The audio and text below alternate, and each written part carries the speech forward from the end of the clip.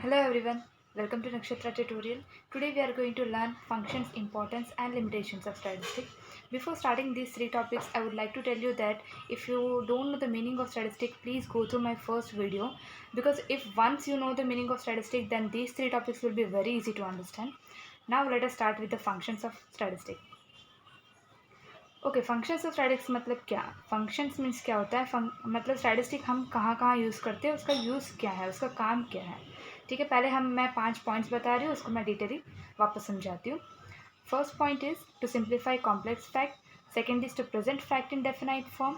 Third is to make comparison of fact. Fourth is to facilitate planning and policy formulation. Fifth is to help in forecasting. Now let us see all this 5 points हैं. Okay, statistic का पहला function क्या है? Statistic हम क्यों पढ़ते हैं? Statistic का यूज़ ये होता है कि वो मुश्किल से मुश्किल दिखने वाले जो फैक्ट होते हैं, जो कॉम्प्लेक्स फैक्ट जो हमें लगते हैं, उसे सिंपल वे में समझाने की कोशिश करता है स्टैटिस्टिक. ये हमारा फर्स्ट पॉइंट हो गया. And the second point is to present fact in definite form. Statistic क्या करता है? हर एक डेटा को, हर एक फैक्ट को एकदम प्रिसाइज वे में समराइज कर लिमिट फॉर्म में वो हमें देता है.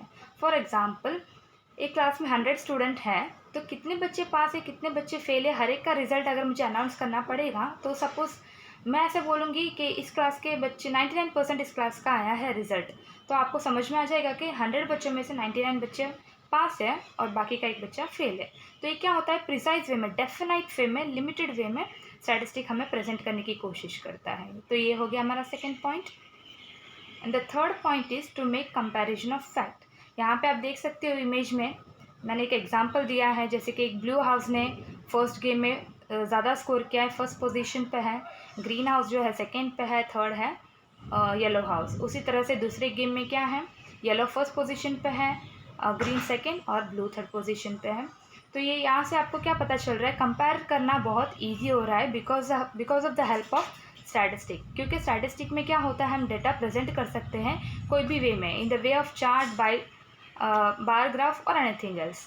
तो इससे क्या होता है? कंपैरिजन करना इजी हो जाता है. ये हमारा थर्ड पॉइंट हो गया, to make comparison of fact.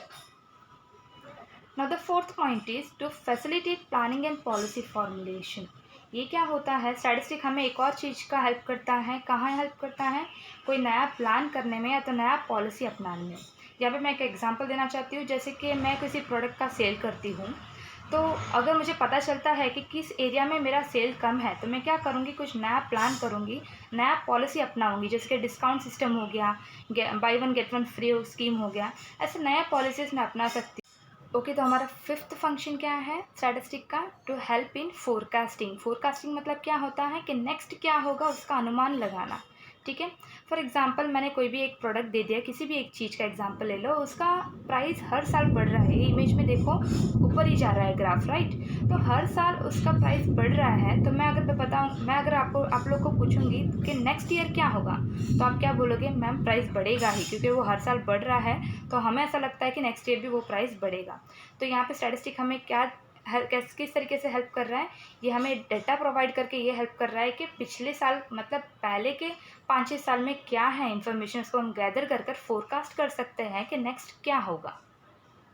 Okay then, हमने पूरे 5 पॉइंट्स देख लिए हैं, पूरे फंक्शंस हमने क्लियर कर लिए हैं. एक बार वापस हम रिवाइज कर लेते हैं फंक्शंस में कौन से 5 पॉइंट्स थे. First is to simplify complex fact. यहाँ पे क्या होता था? एकदम मुश्किल चीज़ों को वो सिंप्लीफाई कर फैक्ट हम यूज़ करता है. सेकेंड क्या करता है? फैक्ट को डेफिनाइट फॉर्म में प्रेजेंट करता है, मतलब लिमिटेड फॉर्म में समराइज करके हमें प्रेजेंट करता है. थर्ड क्या होता है? कंपेयर करना ईजी हो जाता है कंपैरिजन के लिए. फोर्थ क्या? नया प्लानिंग और पॉलिसी बनाने के लिए यूज़ होता है. फिफ्थ क्या होता है? हेल्प इन फोरकास्टिंग, फोरकास्ट करने में यूज़ होता है. Now next let us move to importance of statistic. Statistic कौन से फील्ड में इम्पोर्टेंट है?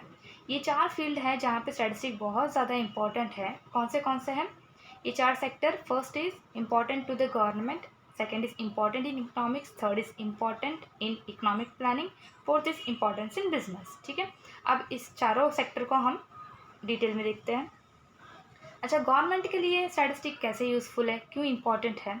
जैसे कि कोई भी वेलफेयर पॉलिसीज़ हो, जैसे कि पॉवर्टी हो गया, तो उसे कैसे कम करना है, जैसे कि अनएम्प्लॉयमेंट है, अनएम्प्लॉयमेंट को कम करके एम्प्लॉयमेंट कैसे जनरेट करना है, या तो नए नए वेलफेयर स्कीम्स कैसे निकालना है, सब्सिडीज़ कैसे देने हैं, किस एरिया में जैसे कि यहाँ पे मैंने दिया है वेरियस गवर्नमेंट डिपार्टमेंट, बहुत से गवर्नमेंट डिपार्टमेंट के लिए भी स्टैटिस्टिक यूज़ होता है। जैसे कि इलेक्ट्रिसिटी फॉर एग्जांपल, किस एरिया में इलेक्ट्रिसिटी बहुत कम सप्लाई होता है, उसका स्टैटिस्टिक वो लोग क्या करते हैं, लेके उस एरिया में वर्क करने की कोशिश करते हैं कि वहाँ पे ज़्यादा प्रोवाइड हो।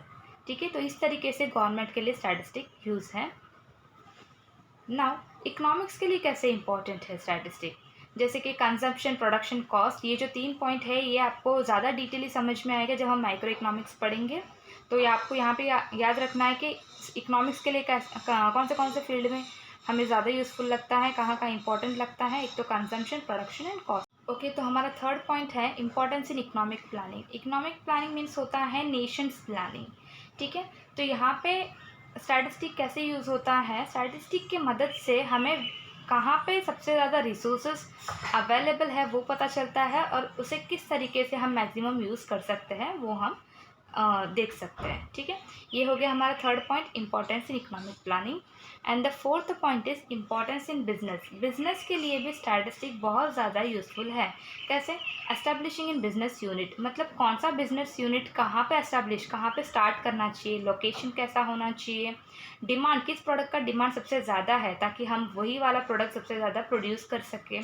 फोर्थ इज़ प्रोडक्शन प्लानिंग, कैसे हमें प्रोडक्शन प्लान करना है। फोर्थ इज़ मार्केटिंग स्ट्रैटेजीज, अगर हमने कोई भी प्रोडक्ट लॉन्च किया है तो उसका सेल बढ़ाने के लिए हम कैसे आगे बढ़ेंगे, एडवर्टाइजमेंट हो गया, जो भी हुआ, तो ये सब क्या होता है, इम्पॉर्टेंट हो जाता है बिजनेस के लिए स्टैटिस्टिक। ठीक है, तो ये 4 सेक्टर हैं जहाँ पे हमें स्टैटिस्टिक बहुत ज़्यादा इंपॉर्टेंट है। कौन से 4 सेक्टर्स है, let us revise once again. First is importance in government, second is importance in economic planning, third is importance in economics, fourth is importance in business. Now ये कह रही हूँ मैं कि जो हेडिंग्स हैं, importance in business, importance in government, ये आपको चारों के चारों पॉइंट आपको मेंशन करना ही है। अंदर का जो भी इंफॉर्मेशन है वो अपने ओन वर्ड्स में आप कोई और एग्जांपल देके भी समझा सकते हो। ठीक है, बट ये 4 पॉइंट्स आपको समझाना ज़रूरी है। ओके, लास्ट टॉपिक है इस चैप्टर का हमारा, limitations of statistic, which is very easy. अगर आपने प्लूरल सेंस देखा हो स्टैटिस्टिक का तो ये सारे पॉइंट्स आप खुद ही बना सकते हो। फर्स्ट पॉइंट क्या है, statistic does not study qualitative phenomena. हाँ, हमें तो ये पता ही था कि स्टैटिस्टिक जो है क्वांटिटेटिव डेटा को ही पढ़ता है, क्वालिटेटिव डेटा को स्टडी नहीं करता है। Second point is statistic does not deal with individuals.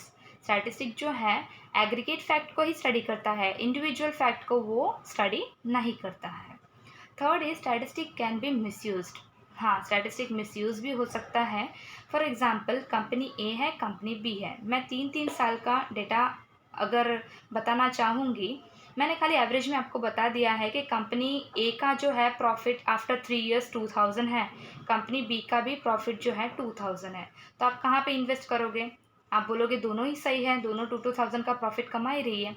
But मैंने आपको डेटा ये पूरा कम्प्लीटली दिया नहीं है कि पिछले 3 साल से ए का जो है फर्स्ट ईयर जो है उसने 1000 कमाया है, सेकेंड ईयर उसने 2000 कमाया है, थर्ड ईयर उसने 3000 कमाया है। तो इसको मैंने टोटल कर कर एवरेज निकाल कर 2000 बोला है। ठीक है, और कंपनी भी जो है पहले साल 3000 कमाया है, सेकेंड ईयर 2000 और थर्ड ईयर 1000।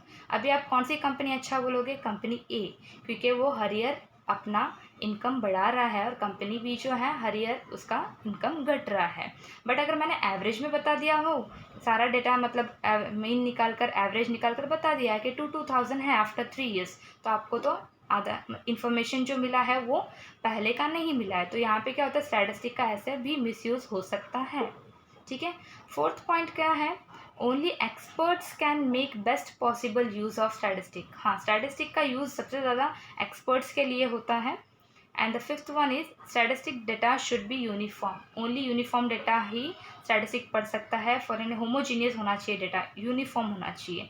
फॉर एग्जांपल, अगर मैं लेंथ की बात कर रही हूँ तो सब लेंथ की बात करूँगी, किलोमीटर्स की बात करूँगी तो ओनली किलोमीटर्स की बात करूँगी, केजीज की बात करूँगी तो ओनली केजीज की, किलोग्राम्स की बात करूँगी। मतलब जो भी डेटा हम कलेक्ट करते हैं यूनिट हमेशा सेम होना चाहिए। ठीक है, now okay, then we have completed all the 3 topics, which is importance, functions and limitations of statistic. यहाँ पे हमारा स्टैटिस्टिक का चैप्टर पूरा कंप्लीट हो जाता है। If you have any doubts, any queries, please let me know in the comment section. Thank you.